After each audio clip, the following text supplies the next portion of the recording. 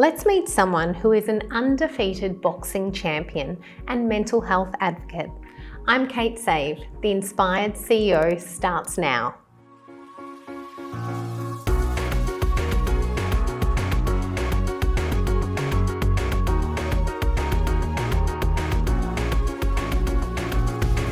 Welcome to The Inspired CEO, where each episode we explore the innovative wellness practices that are driving success and longevity in the modern business world. In this episode, we chat with Stephie Lee Cutting, an undefeated Australian professional boxer and multi-title champion across 3 weight divisions, a former multi-sport athlete turned mental health advocate. Stephy transformed personal adversity into purpose through boxing. Known for her power, resilience, and advocacy for women, she continues to inspire with her journey from injury to international success, both on the inside and outside the ring. Thank you, Steffi, for joining us. Thank you for having me. You have an incredible journey and 9 times undefeated. Yes. Wow. I need to understand your childhood growing up and how did you build this resilience that you have? Growing up, I'm actually one of 5 kids. Oh. So, yes, I'm a middle child. So. Oh, yes. that would have been a challenge on its own. It was.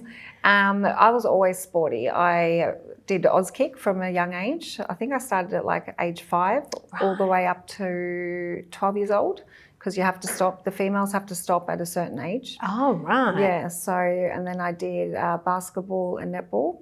And then I fell back into AFL, which I played for years, which was fun. And played for the VFL just before it went to the AFL. But, wow. Yeah. And how did you find that? I loved it. Yeah? It was good. Yeah. So team sport versus now a very independent sport. Is there anything you miss about the team sport? No, as much as I miss the having my friends around and stuff, I did you get to have more of a say when it's just you. Yeah. And your own personal brand and it's about you. And yeah. But on the days you don't get to rely on the teammates, so it's only up to you to show up, but then it's also up to you to win. So I like that extra pressure on it just being a solo sport. You can't have a bad day. No, you can't. You're going to get seriously hurt. Yes, you are. So tell me about your first fight. So how did you get into boxing? I got into boxing just by fitness firstly, and then I just fell in love with it. And then I decided to give it a go. So I didn't have an amateur career. So my first pro debut was kind of it was a test, but I got through it and I won. So. Gosh, take me inside the ring on your first pro fight. What's going through your head? But when my hands were getting wrapped, I was so nervous. I couldn't feel my legs. I was like, what am I doing? I'm not ready for this. And I had all of the doubt. But once my music started to play, I was just like, you've got this, Steph. What's your music? What's your track? I swap it each fight. I've actually had quite a few. So it just depends on what mood I'm in at the time on what song. Do you remember what the first one was? It's called Bully. Okay. It's not a very well-known song, but it was popular at the time. Yeah. So I remember in the ring, I was against a girl from Melbourne, and she had a lot more experience than me. So it was a good hard fight. And what weight category were you fighting in there? It was super featherweight that first fight, but I now campaign at featherweight.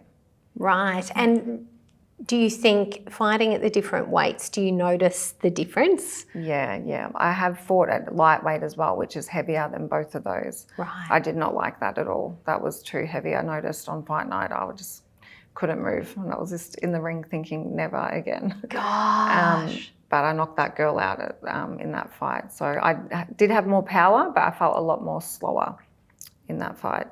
But now we're fighting lightweight, featherweight. I feel a lot better, quicker, more athletic, and found my weight division. And in terms of technique, have you got your own special moves? What are your moves? I like to call myself a pressure fighter and a come forward power puncher, but we're working on a few things. I didn't get a chance to show it in my last fight. So I'm excited to get back out there and show everyone the few little tricks that I've got now in my belt. So when's your next fight? I'm hoping my next fight is the end of September, early October. We're just waiting to confirm a few people, an opponent to say yes. Ooh. So I'm excited. Yeah, I'm excited for that. And in the world of media now, you're doing a little bit more media. What's on the agenda? I haven't got really too much on the agenda. It's something I'm trying to get more comfortable with. But I'm going to start putting myself out there a bit more and having a chat, making myself uncomfortable in front of the cameras in a different way. So good. Yeah. And so take me through some of the hardest moments that on a daily basis, I guess you've got a pretty strict routine, but what are the hardest things to commit to? The hardest things would be not even just the training, it's the outside stuff like you miss family, you miss events and stuff, because you have to be so locked in a fight camp and to conserve your energy. When you're cutting weight, you've got a busy training schedule. That's probably, one of the harder things to juggle is just like the day-to-day life things of like having a social life, and some people don't understand, like friends and stuff, so it's hard to try and juggle that, I would say. So that ultimate discipline, what does a day in the life of Stephie Lee Cutting look like?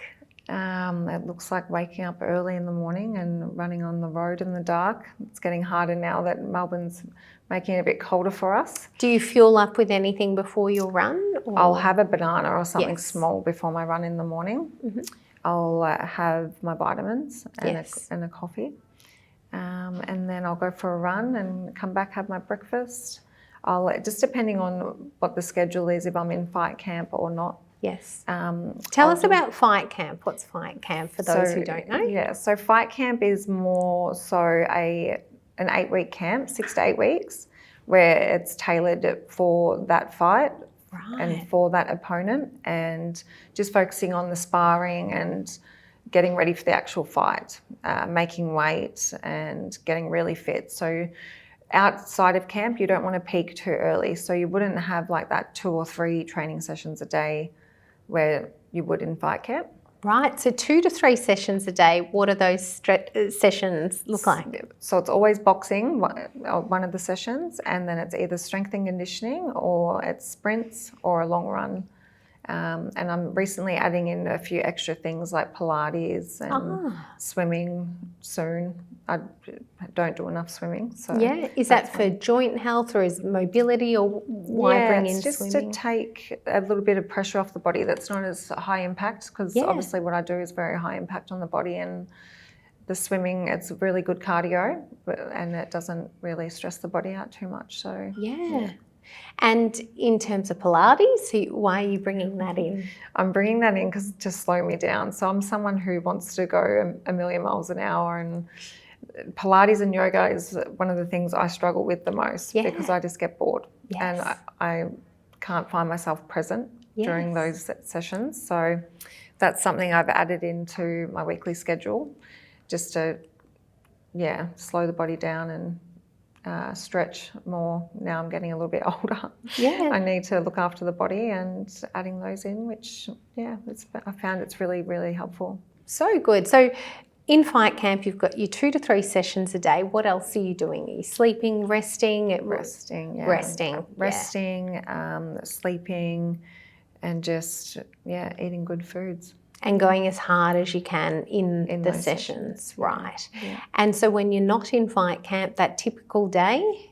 Typical day would just be, I'm still holding a baseline fitness. So it's important, I think it's important to keep that baseline fitness, to not lose too much of that fitness. So if you do get a late phone call or a fight pops up, you're ready. So that would be scary. And I don't ever want to miss that opportunity where if the phone called and said, can you take this fight? And I would be like, oh no, not fit enough, or I need more time. I just believe at the stage I'm at now, I kind of need to stay ready, and I'm a committed person. So I like to stay a little bit ready, but also not peak at the peak too early. So it's all about just keeping that base level. So then if I was to pick up the fight camp or a fight would pop up, we would just go hard. So then I'd be peaking at the right time.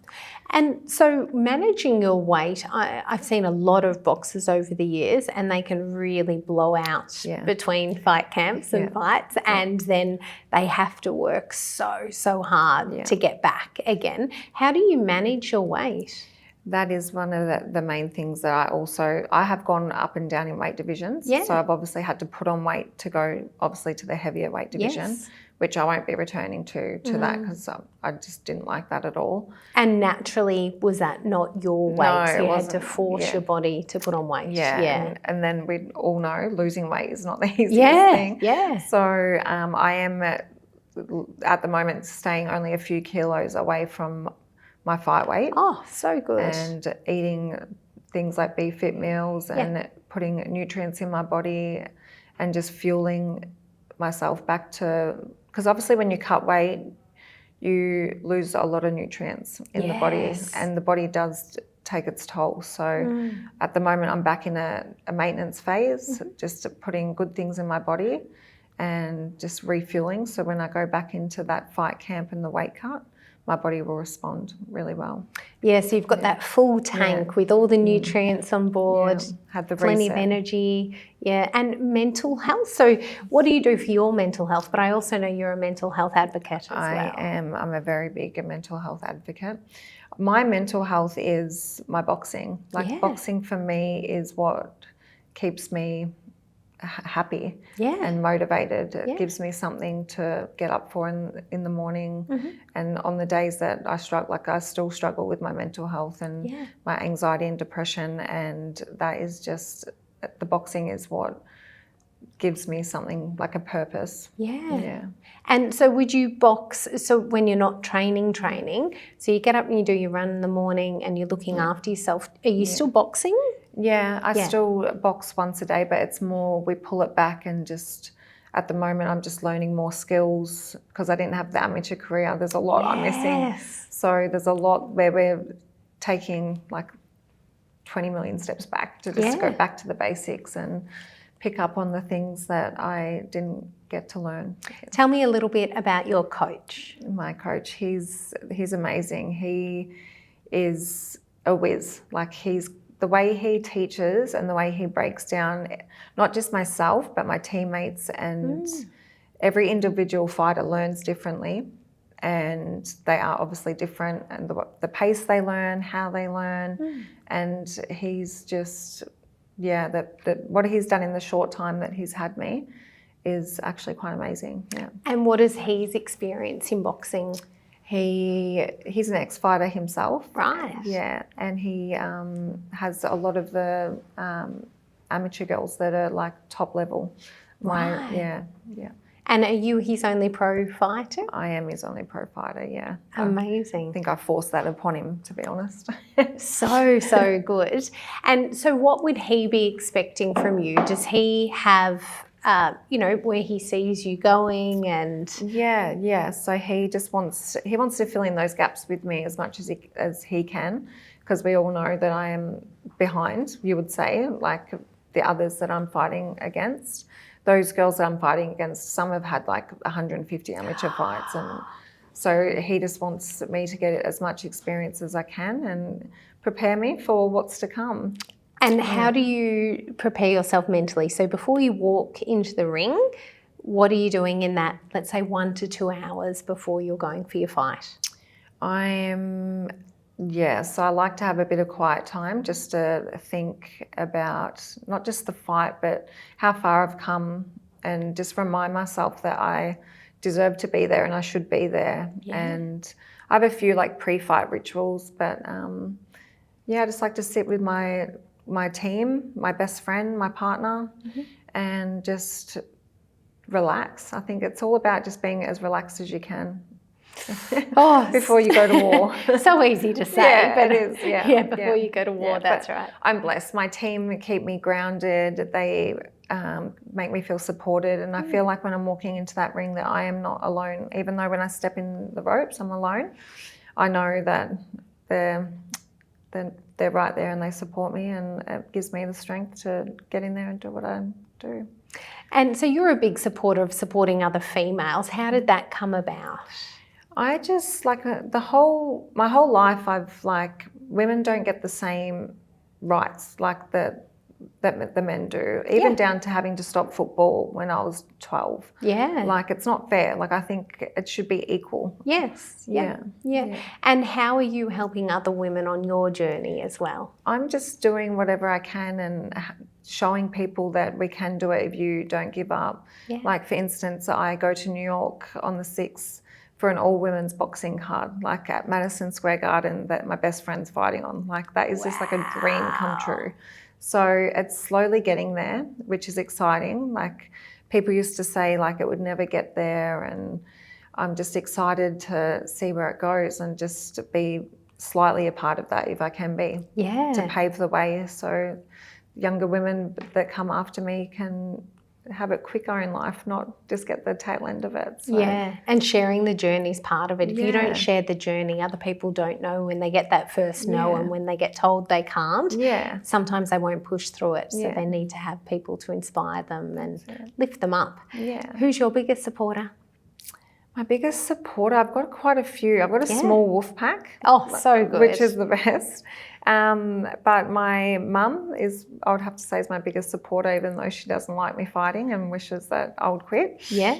My whole family, I'm really close with my family. Yeah. And my partner and my manager, who's a friend of mine. But yeah, they believe in me and they help me believe in me on the days that sometimes I might have doubts or get tired and think, why am I doing this? But yeah, even my partner in my last camp just reminded me on a day that I needed it most that I can do it and look how far I've come and I deserve to be here, and if I just keep working hard, that it will pay off. Absolutely. I love that. Love that. And for you, what legacy do you want to leave in the boxing world? I just want to show that if you don't give up and you do truly believe in yourself and you surround yourself with people who support you and love you, that anything is possible. And I have got that. So, and I want to prove that if you don't give up, just to fight, really. Yeah. Like literally fight for what you want and for what you believe in, no matter how unachievable and unbelievable, or if anyone says that you can't do it, prove them wrong. Just don't stand for it. Yeah, no, just prove them. Just say, okay, and then prove with your actions. Don't even have to say anything. Amazing. And what's your proudest moment to date?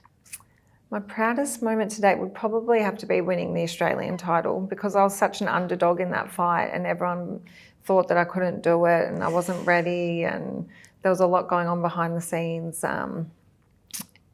So winning that belt and that fight just meant a lot to me. And how many rounds did that go for? What did that look like? That one went for 8 rounds. Oh. Yeah, so it was good. And she was a tricky southpaw. She was tall. She had a lot more experience than me. And yeah, I was the underdog. So it was just the best feeling ever, having my hand raised that night. And when you got to the 7th round, were you thinking this is going to go either way, or did you know that you had the upper hand, or what were you thinking? It was a close fight, I have to say that. But yeah, I went out there and I was like, there's no way you're winning this last round. So yeah. Were there moments in the fight that you thought? I did start slow in that fight. Okay. The first round or so, I just wanted to see what she was going to bring, and because we had sparred before, so I had a bit of a game plan, but I wasn't sure if she was going to change it up. So yeah, it was actually a good chess match, that one. Yeah. And so when in your mind do you decide that this is your win? That, you know, does something switch, or what is it that you take that next round and you go, this is, I'm going to take time it. to turn it up.